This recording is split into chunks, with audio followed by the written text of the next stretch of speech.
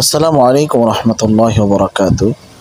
আজকে জুমার নামাজ পড়াইলাম বগুড়া বড় ট্যাংরা গ্রামের মসজিদ, কিন্তু খুব সুন্দর একটি মসজিদ।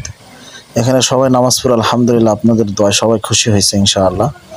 যদিও বা এটা আমার মসজিদ নয়, আমার এক বড় ভাইয়ের মসজিদ, বা ঠিক আছে। তো নামাজ পড়াইতে গেছিলাম, নামাজ পড়ে আসলাম, সবাই খুশি হয়েছে ইনশাআল্লাহ।